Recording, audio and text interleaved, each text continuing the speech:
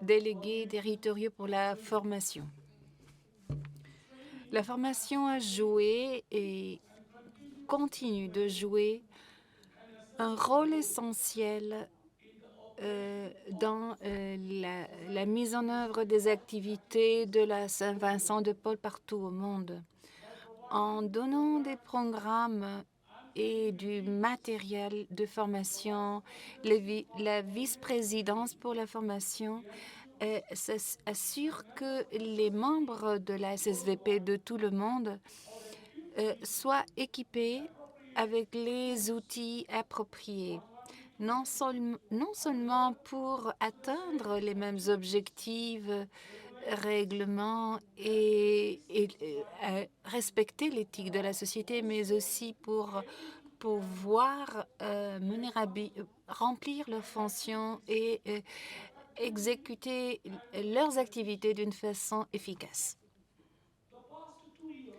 Pendant ces 2 dernières années ont vu nos fonctions en tant que société vraiment réduites, entravées dues à la pandémie de la COVID. Cependant, grâce à Dieu, il semble que le monde commence à s'ouvrir, tandis qu'on respecte le port du masque, la distance sociale et restrictions de voyage et d'autres protocoles de la COVID qui se réduisent peu à peu dans beaucoup de pays de tout le monde. Ceci s'est produit grâce à la réduction du nombre d'infections et aussi de la réduction de la transmission de la maladie. Pendant les 2 dernières années, quand la COVID était à son sommet, les restrictions de mouvement et le contact de personne à personne ont complètement entravé la possibilité de mener à bien des programmes de formation. Il faut observer que dans quelques domaines, les programmes de formation à travers des moyens virtuels ont pu continuer aussi souvent que possible. Ces efforts sont vraiment admirables. Nous exprimons notre sincère gratitude pour les délégués de formation qui ont continué à donner et mener cette formation à travers des circonstances très difficiles et assurer que les membres n'étaient pas privés de la formation nécessaire. Et dans quelques territoires et quelques pays, les choses sont beaucoup plus difficiles dû bien au manque d'équipement, par exemple de l'accès à l'Internet, etc. Et lamentablement, les besoins de formation n'ont pas été remplis au nom de ces barrières, de ces obstacles. Nous devons aussi remercier les membres qui ont profité de la formation offerte afin de se mettre à la disposition de ces interventions Et donc, mes félicitations vont aux équipes de formation et aux membres des conférences pour avoir été tellement proactives et pour avoir assuré collectivement que les programmes de formation, commencés par le vice-président pour la formation, sont mis en œuvre avec succès, même sous des circonstances difficiles. Maintenant, nous voyons que les restrictions disparaissent petit à petit et maintenant, il est nécessaire de faire un inventaire de ce qui a été fait et ce dont on a besoin de faire. nous devons voir comment remplir ces lacunes qui sont le résultat de la COVID. Nous avons quelques mois avant l'élection du prochain 17e président général international et de nouveau équipe qui prendra possession du poste. Nous devons alors réfléchir spécifiquement à qu'est-ce que nous avons vécu chacun de nous pendant ces temps difficiles quand nos activités étaient limitées par la COVID-19 et faire un mappage de la voie pour le futur, du chemin à suivre dans les mois prochains. Donc, on doit accorder nos efforts pour établir dans les zones qui sont dans votre juridiction pour pouvoir offrir des matériels de formation en cascade au niveau de la conférence. Cela implique des consultations, des discussions avec les coordinateurs de formation pour obtenir l'information nécessaire sur la situation où on est actuellement. Ceci, sans doute, impliquera aussi de votre part une vigilance et aussi une réaction, un feedback pour assurer que nous couvrons le plus de terrain possible, de domaines possibles avant de l'arrivée du prochain président général international. Sans doute, il peut résulter difficile de obtenir un exercice complet, de mettre en œuvre tous les programmes de formation nécessaires à tous les membres de la SSVP. Cependant, nous avons joint les efforts pour un progrès, pour qu'un bon progrès soit obtenu. Ça vaut la peine d'observer que la formation dans la Société de Saint-Vincent-de-Paul, c'est une entreprise continue et que nos efforts aujourd'hui serviront pour augmenter les efforts futurs dans ce sens. Je vous souhaite à tous le meilleur et j'ai confiance que vous allez avoir une session de formation, de capacitation très, très productive. Joseph McQuinge, premier vice-président général adjoint.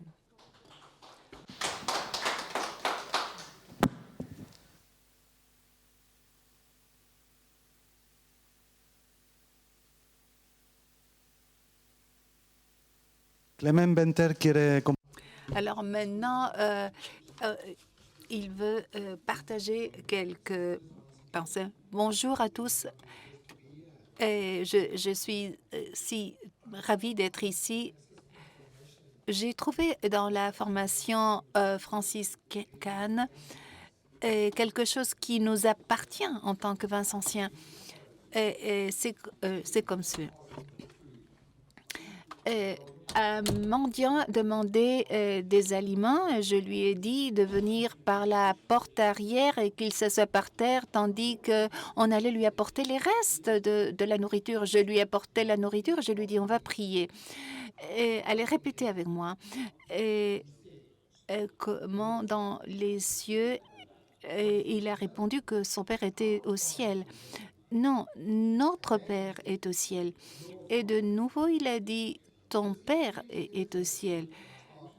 Ça m'a un peu fâchée. Je lui ai dit, pourquoi tu dis ton Père quand je dis notre Père dans la prière? Il a dit, Seigneur, c'est comme ça. Si je dis notre Père, et nous sommes frères, et nous devenons des frères si je dis notre Père. Et si nous sommes des frères, tu m'aurais invité par la porte principale et non par la porte arrière, et je me serais assis à ta table et pas par terre. Et tu ne m'aurais pas donné les restes Donc, ce n'est pas possible que nous soyons fils du même père. Il peut être ton père, mais pas notre père. De qui est-il le père? Et ça m'a appris la vérité. Merci beaucoup.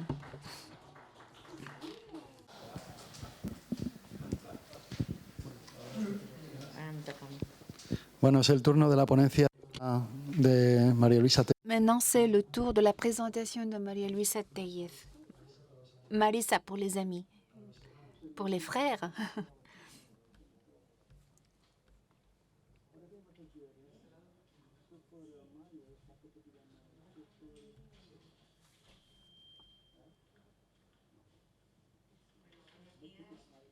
Bonjour. J'espère que vous avez bien dormi, bien reposé. Et ce soir, si Dieu le veut, encore mieux.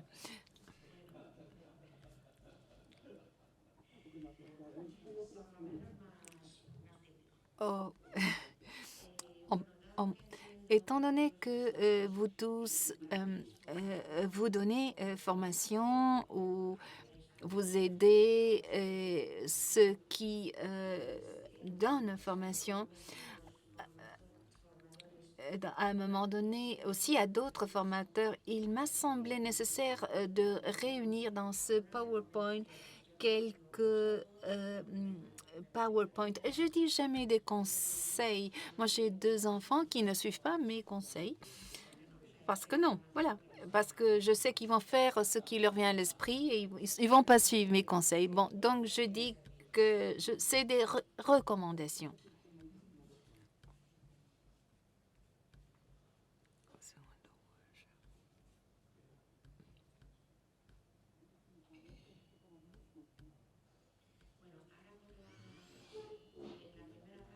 Donc, la première partie de ma présentation, c'est ce que je vous ai commenté. La première était en regardant un peu le passé, ce que nous avons fait. Et maintenant, on va regarder vers le futur. Et voilà les recommandations.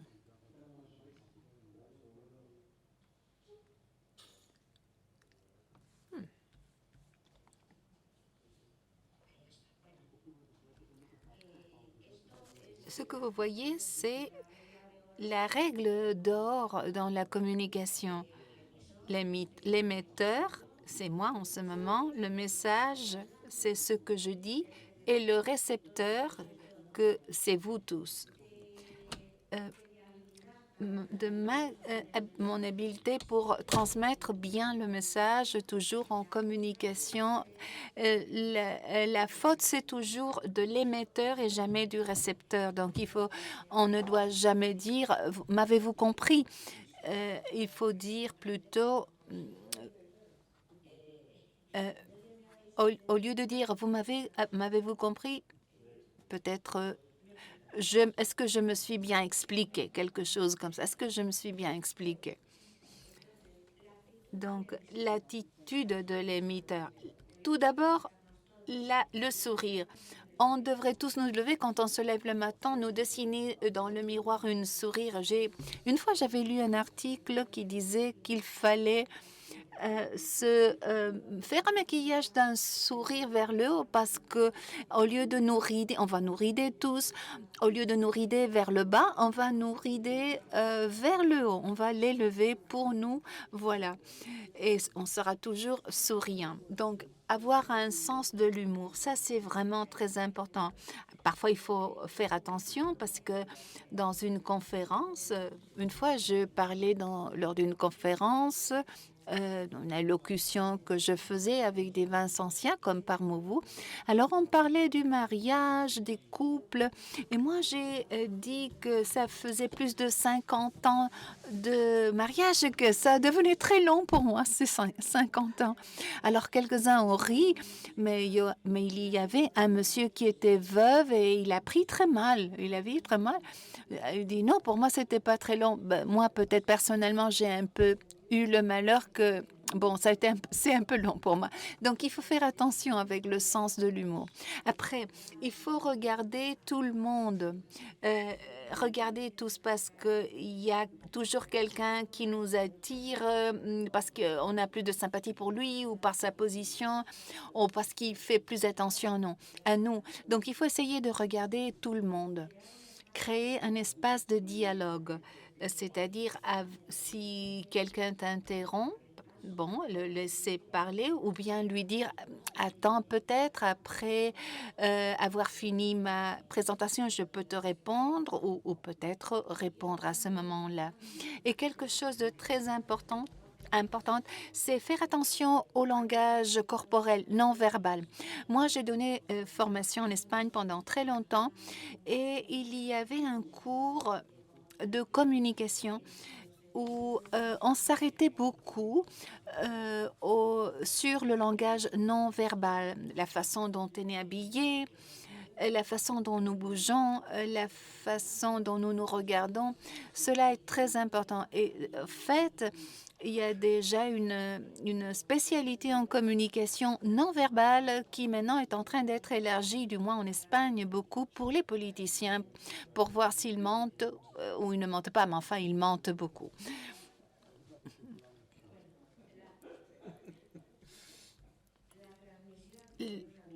Du moins ici, la transmission du message.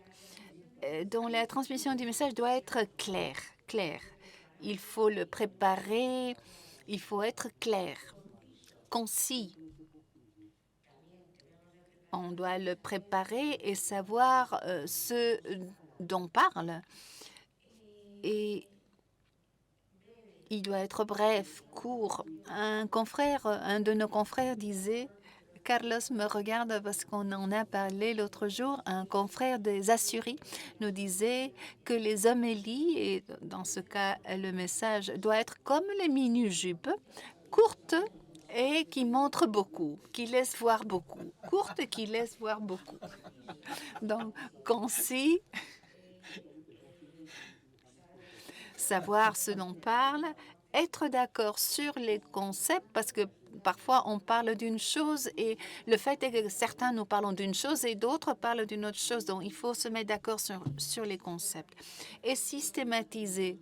Et systématiser, ça veut dire avoir travaillé, être devant un papier, un document avant de ce que tu vas dire, faire une structure, faire un schéma et comme ça ne pas te perdre à dire des choses qui peut-être ne sont pas pertinentes en ce moment. J'avais des profs à l'université qui savaient tellement qu'à la fin, et tu savais qu'ils savaient, mais à la fin, tu n'arrivais pas à deviner ce qu'ils disaient par ce fait qu'ils avaient tellement de choses à dire.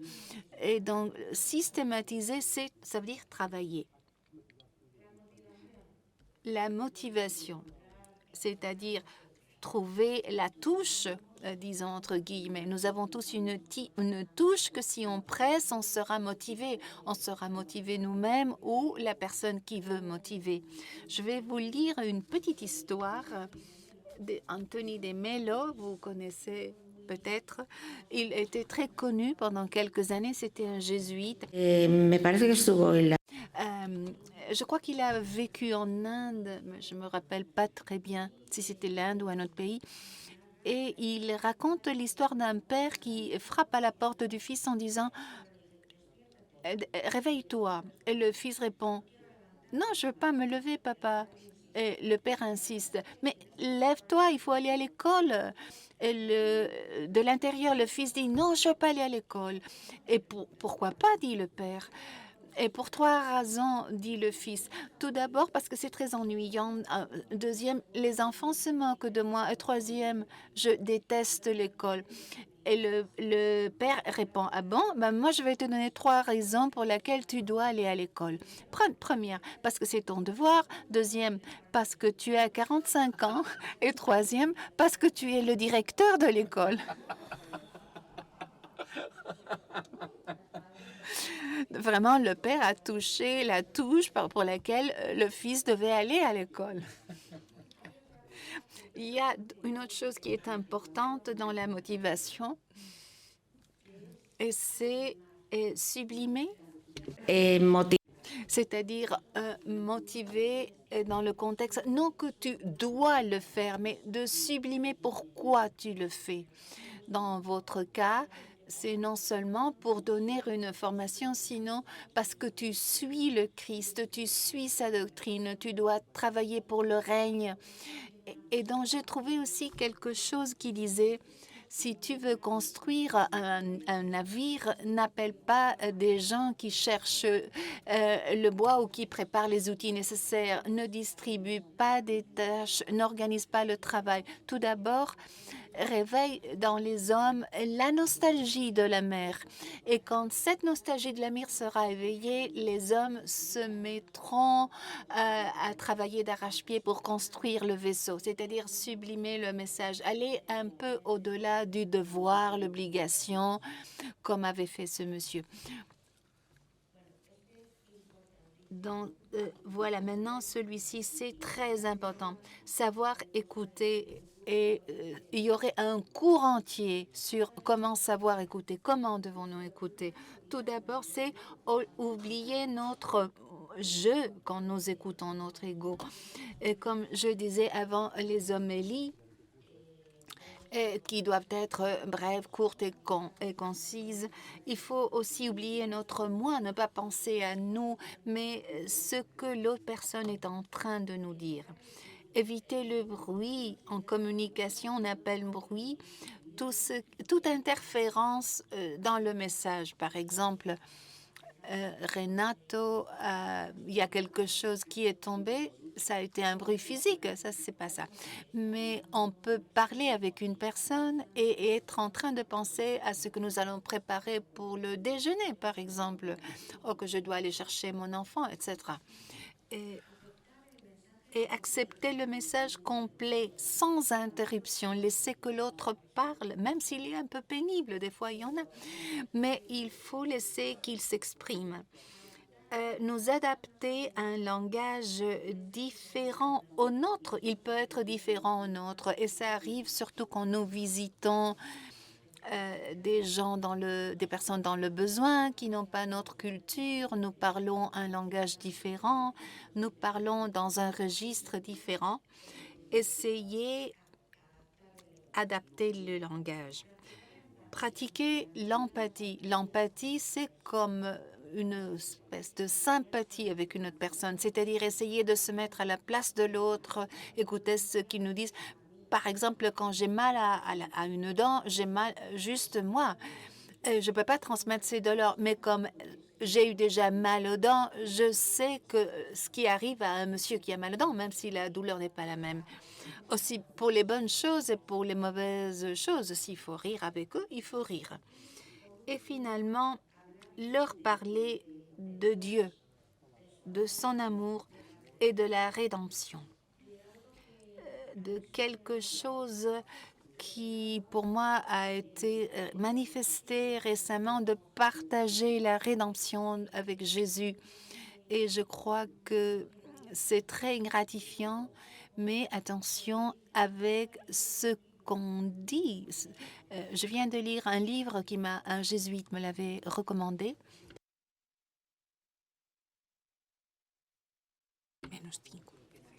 Quería leeroslo. Je voulais vous le lire. J'avais pris des notes.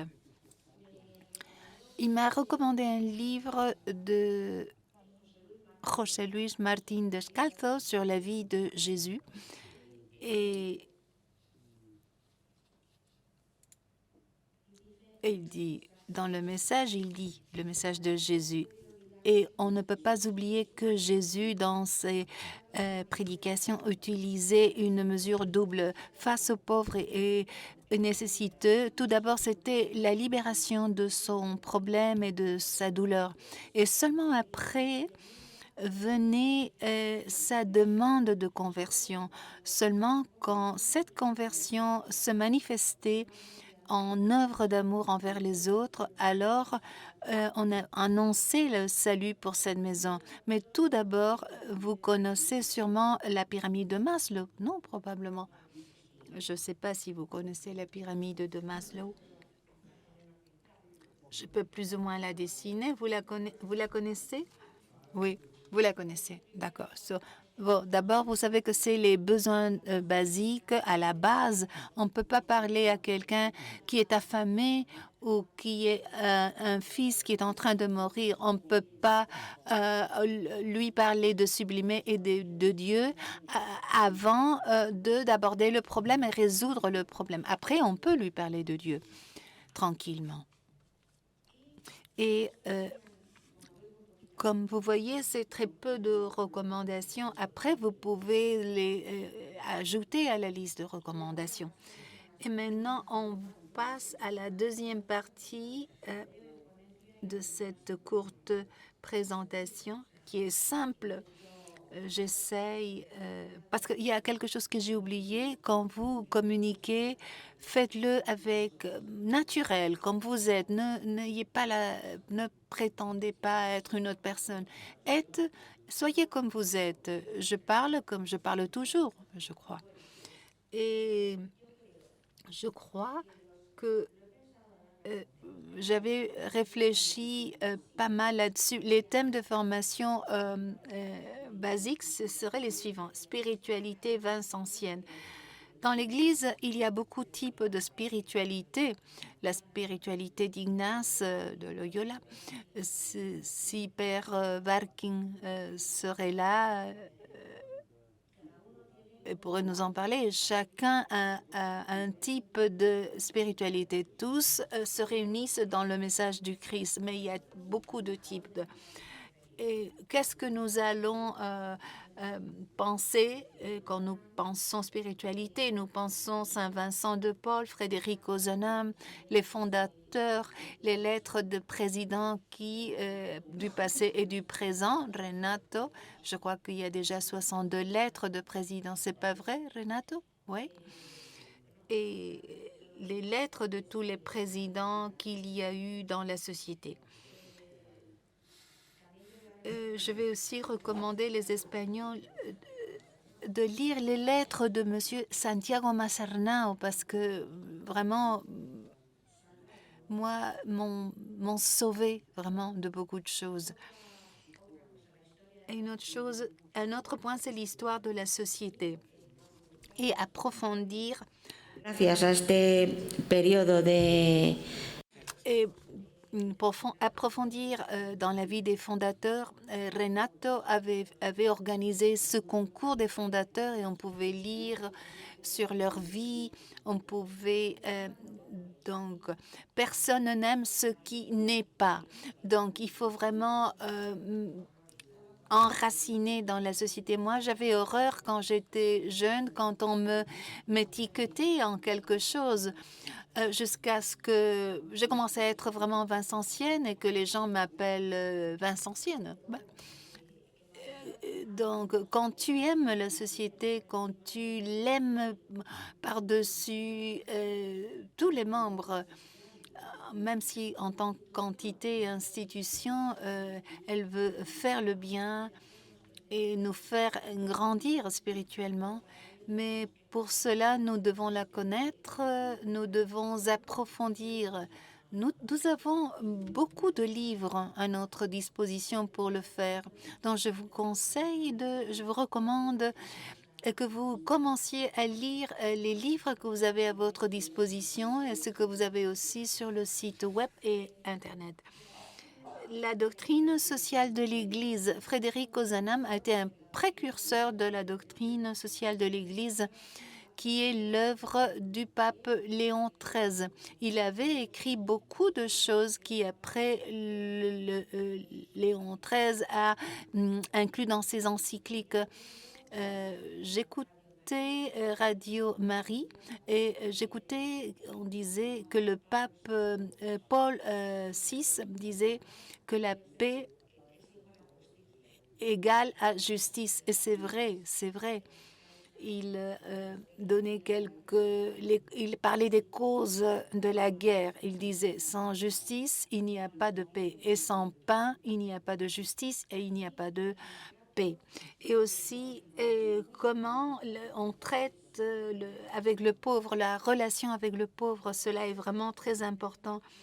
Donc, je me suis permis de finir avec cette diapo parce que nous avons affaire avec des personnes dans le besoin, des personnes parfois difficiles, des personnes malades. On se rappelait l'autre jour, Carlos et moi, nous avons appartenu à une conférence qui existait à Madrid qui avait, même dans le siège d'Espagne, on avait un étage avec des malades du sida. Vous ne pouvez pas imaginer la quantité d'anecdotes et des choses qui ont surgi et comment nous avons dû faire une évaluation et faire face aux problèmes qui surgissaient. Donc, tout d'abord, il faut donner de la valeur à la personne qu'on a en face, tout d'abord en pensant qu'il est le Fils de Dieu, qu'il a la dignité d'un être humain et que, justement, il est digne de tout notre respect.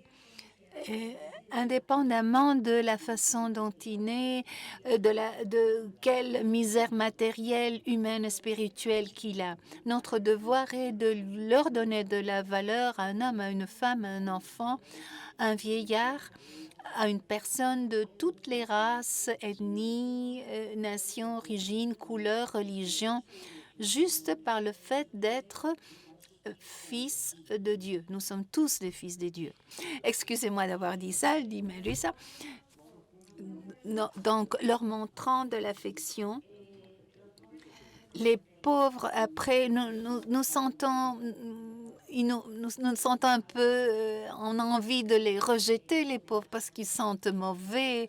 Leur maison, quand ils ont une maison, c'est vraiment un désastre, sale, ils ne sont pas bien habillés, ils sentent mauvais, comme je disais des fois. Bon, il faut leur parler et nous conduire avec eux comme s'ils étaient... Ouh. J'ai fait un mouvement avec la tête, j'ai un peu la tête qui tourne, dit Marisa.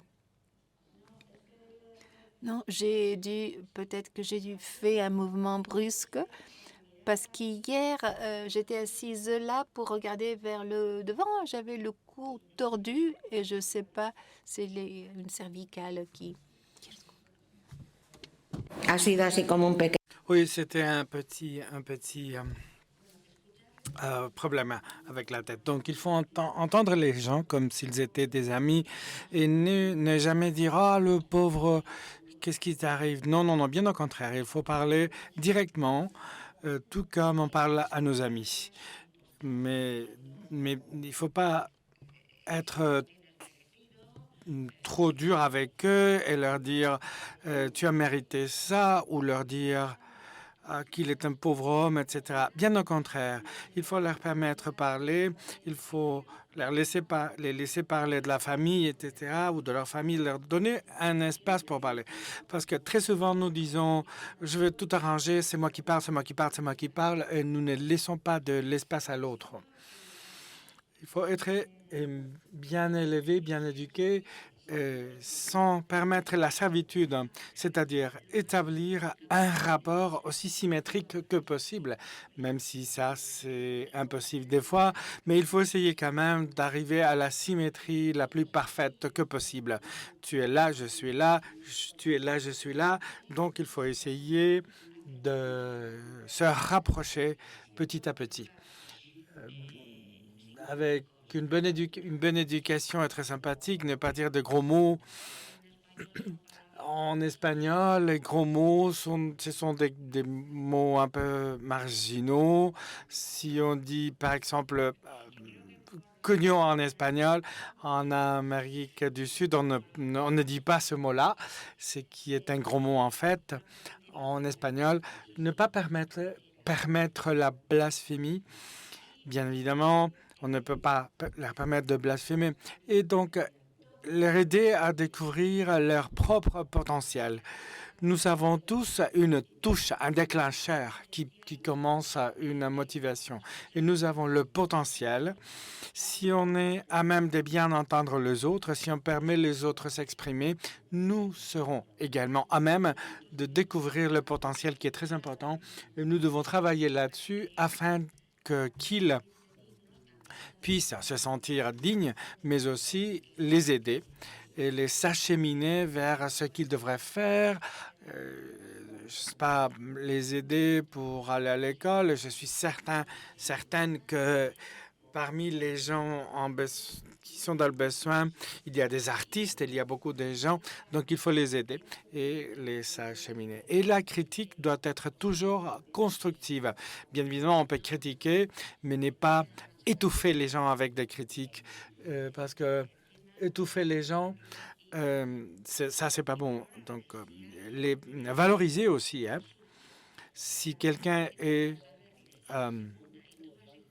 sale et c'est la première fois qu'on se rencontre avec la personne, et si on parle de l'hygiène et on dit que l'hygiène est importante et après 3 ou 4 jours ou la troisième ou quatrième visite, on voit que la personne s'est lavée, il faut dire ah très bien, au lieu d'indiquer quels sont les défauts, indiquer quelles sont les vertus acquises. Et voilà, donc ma petite présentation. J'espère que la présentation vous aura clarifié des choses. J'imagine que tout ce que j'ai dit, vous le savez déjà. Je n'ai fait que systématiser les choses.